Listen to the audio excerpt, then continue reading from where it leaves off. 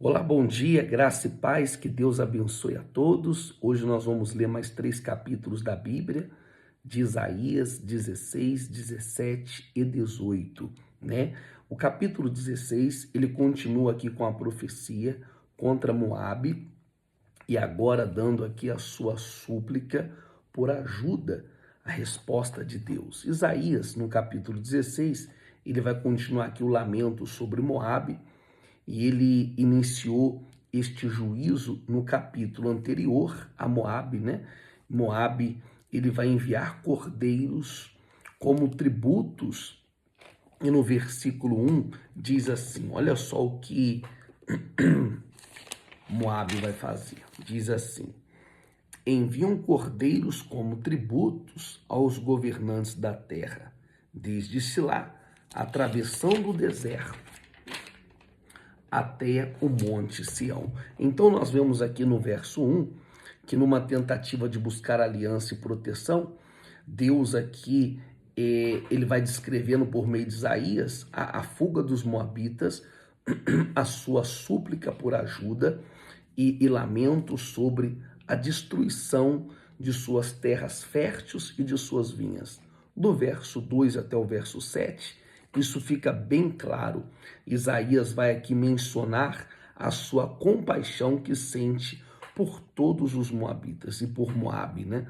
Mas também destaca aqui que o orgulho dos moabitas é a causa da sua queda. No verso 6 ao verso 11, você sabe que o orgulho e uma pessoa soberba, Deus ele resiste essas pessoas. Você conhece uma pessoa orgulhosa? Tomara que não seja você. Porque se for você, peça ajuda a Deus. Ó Deus, tira esse orgulho, tira essa soberba de mim. Peça ajuda, peça misericórdia. Porque tanto Moabe como o seu povo, eles foram destruídos por conta do orgulho. E se tão somente você tiver um coração quebrantado e pedir a misericórdia de Deus, ele vai vir sobre a sua vida. Se arrependa, mas se arrependa mesmo, porque Deus ele abate todo o soberbo. Então aqui nós estamos vendo aqui que na terra de Moabe, Isaías também vai mencionar a compaixão que sente pelos moabitas, e ele termina aqui fazendo essa declaração que dentre 3 anos, a glória de Moabe será completamente humilhada. Olha o que diz aqui no verso 13, diz assim, essa palavra o Senhor já havia falado acerca de Moabe, mas agora o Senhor diz, dentre 3 anos, e nenhum dia mais, o resplendor de Moabe e toda a sua grande população será desprezada, e os mais sobreviventes serão poucos e fracos. Toda uma cidade, todas as pessoas foram destruídas por causa do orgulho. Então, mas Deus ele é tão bom, Deus ele é tão maravilhoso que Deus oferece misericórdia, justiça. Mas para ter misericórdia e a justiça de Deus, nós temos que se arrepender. E quando nós se arrependemos, ele nos permite recomeçar com a sua bênção. Vamos lá para o capítulo 17. O propósito aqui é anunciar o julgamento sobre Damasco e também sobre Israel. Aqui ele vai destacar aqui a transitoriedade das nações. Ele começa aqui com a profecia contra Damasco, que é a capital da Síria, e que será reduzida a um montão de ruínas. Do verso 1 ao verso 3, diz assim, mensagem contra Damasco, advertência contra Damasco, que deixará de ser cidade e vai se tornar um monte de ruínas. Suas cidades serão abandonadas, serão entregues aos rebanhos que ali deitarão, e ninguém os espantará.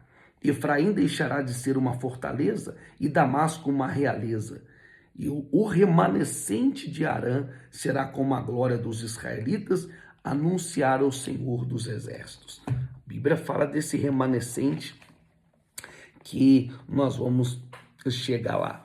Então aqui, advertência contra Damasco, a capital da Síria, e também aqui Efraim, Israel, mostrando que o julgamento de Deus tanto para Damasco como também para Efraim, que é o povo de Israel, porque eles cometeram o mesmo pecado, o pecado da idolatria.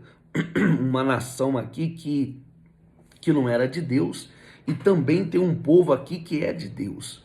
Então os dois caminharam juntos, cometeram os mesmos pecados, que é a idolatria. Pastor, o que é idolatria?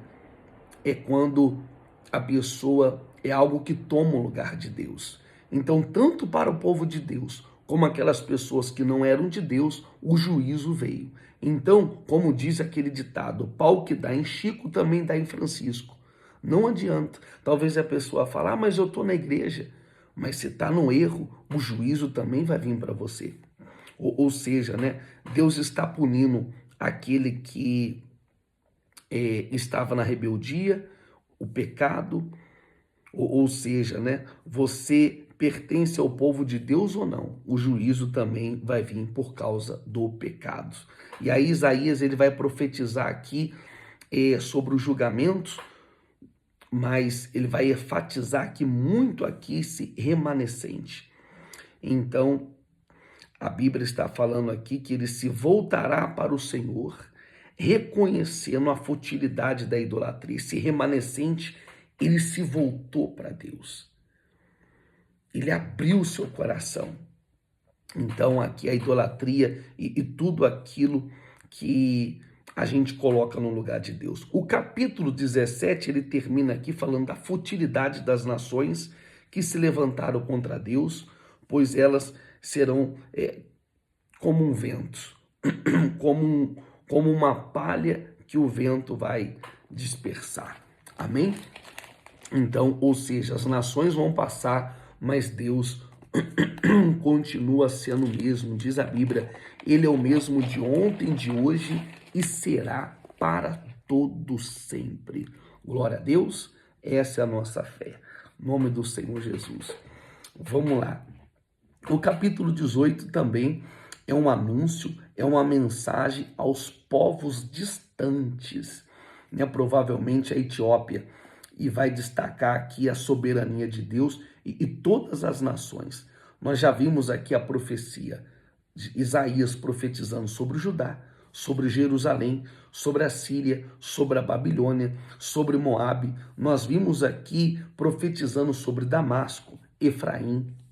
E agora Deus tem aqui o profeta, Deus através do profeta, uma advertência, uma mensagem aos povos distantes, provavelmente, né, a Etiópia. Então, o capítulo 18 ele começa aqui com a mensagem terrível e aos altivos. Essa expressão, olha só o que diz aqui no capítulo 18, do verso 1 ao verso 3. Ai da terra do zumbido de insetos, ao longo dos rios da Etiópia, que mandam emissários pelo mar, em barcos de papiro sobre as águas. Vão ágeis mensageiros, um povo alto e de pele macia, um povo temido pelos que estão de perto e pelos que estão de longe, nação agressiva e de fala estranha, cuja terra é dividida por rios. Amém? Então aqui, do verso 1 ao verso 3, nós temos aqui esta mensagem que é direcionada a este povo aqui, esse povo distante, que eu creio que é a Etiópia. No verso 4, olha só o que diz aqui, essa profecia. Assim diz o Senhor, do lugar onde eu moro, ficarei olhando quieto, como o ardor do sol reluzente, como a nuvem de orvalho, no calor do tempo da colheita. Pois antes que a colheita, quando a floração der lugar ao fruto e as uvas amadurecerem, ele cortará os brotos com a podadeira e tirará os ramos longos. Serão entregues todos aos abutres das montanhas e os animais selvagens. Então, em vez de ele escolher o fruto, vem Deus antes, porque assim que Deus está falando aqui. Deus fala que ele observa calmamente da sua morada. Então Isaías vai aqui profetizar que antes da colheita, Deus cortará os ramos e vai deixar nos pastos selvagens para os animais.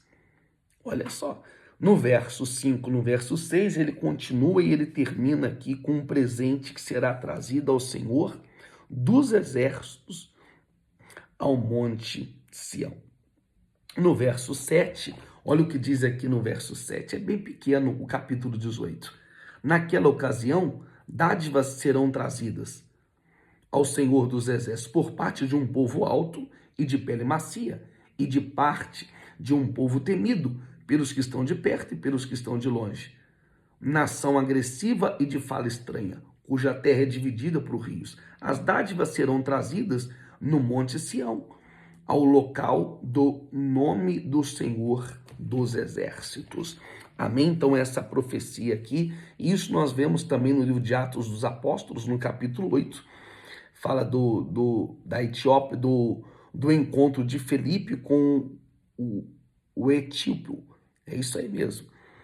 Que ele recebe a mensagem de Felipe e ele também se batiza nas águas, e por conta deste homem, a palavra de Deus chega também nessas cidades distantes, que é a Etiópia, tá certo? Então, isso daqui é muito forte porque Deus está no controle de tudo.